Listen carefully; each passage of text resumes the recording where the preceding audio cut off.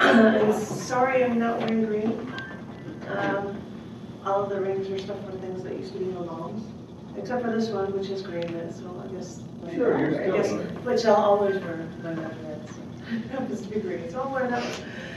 I am sharing 3 poems with you. This first one is a request. You guys want my St. Patrick's Day one? You might not be happy with it. We will see. What you asked for. It's called Flooded War Memories. It was St. Patrick's Day. Went to another country to see you. Met up with you at a hotel. It was like we were never apart. We talked like old friends, old wartime veterans who fought in a war together, who shared our life stories while sitting in the trench together, waiting for a bomb to strike.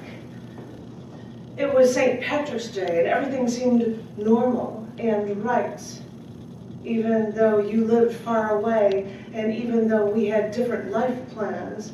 It was St. Patrick's Day. I remember you laying down in a bathtub like a little boy, splashing and playing in the water, not even flinching that I was there, talking to you naked in the tub. It was St. Patrick's Day. I wanted to go out, see the town, and you didn't want to move, content in a dingy hotel room. And all I could think was that it was St. Patrick's Day, and I was in another country. I wanted to get up and go.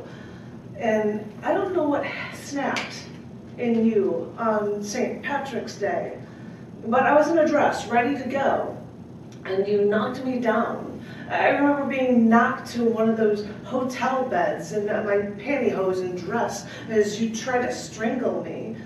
And it was like we were in the war again, and you were fighting to the death.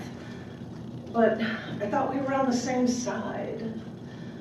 Why are you trying to hurt me?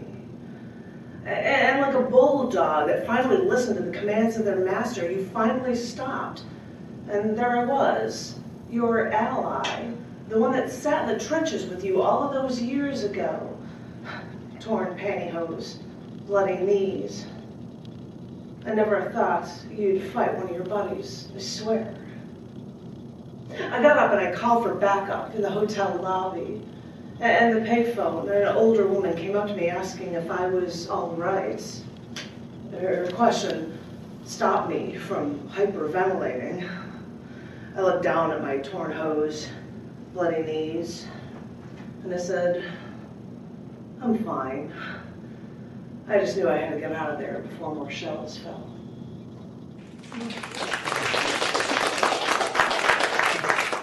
That's what you get for asking for my St. Patrick's Day poem. I'll have to come up with something nicer this year, I guess, my daily things. Second one, this one is written on International Women's Day, and it is called Equality for Women. I've seen women treated as second-class citizens on the other side of the planet because their religion says women should cover everything except their eyes, which is probably based on the lurid, uncontrollable, sadistic tendencies of the males of the species. I was in Luxembourg on the only warm day on my first European trip, so I wore shorts. And I didn't know that I would be seen as a whore because I wore shorts. Apparently I missed the customs training, but you can't help but think that men can wear shorts, but apparently women cannot.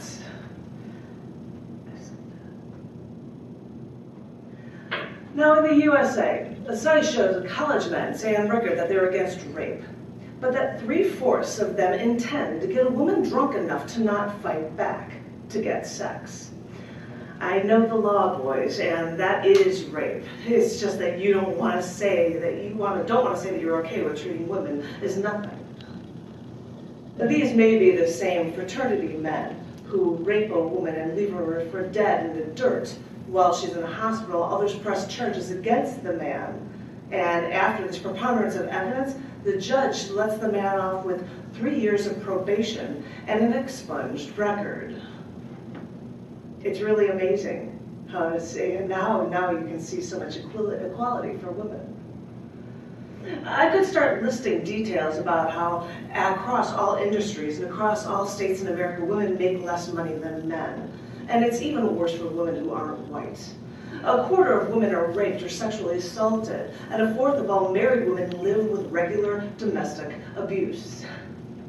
But really, who wants to hear more numbers like that?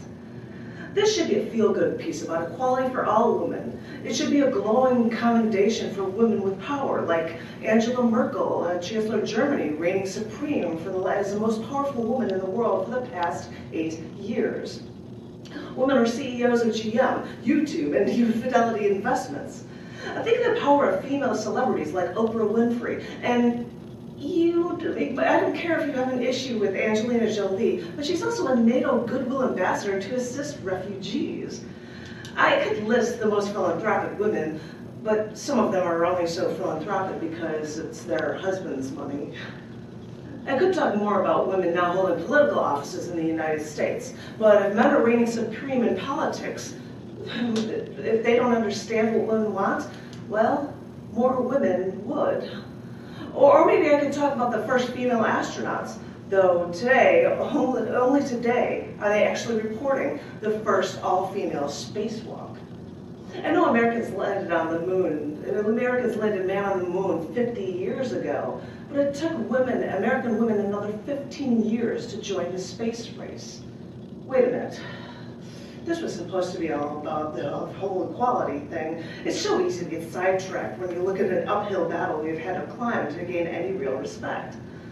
Because yes, decades to centuries ago, women had it so much worse. We had to fight for the right to vote. I mean, the US Constitution had to be amended to allow it because we women needed proof that our rights wouldn't be taken away from us. And even recently, we women have had to literally take the bull by the horns to prove that we can fight with the big boys, not only in combat in the military, but also in the workplace and at home. So, women, keep up the good fight.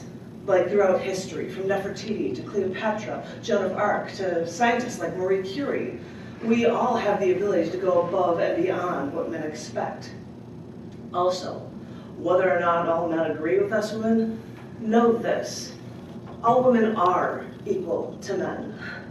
I believe in women, and more importantly, all women must believe that they are equal too. It's second nature for us to keep fighting the good fight, so know that all women are behind you, because you are worth it.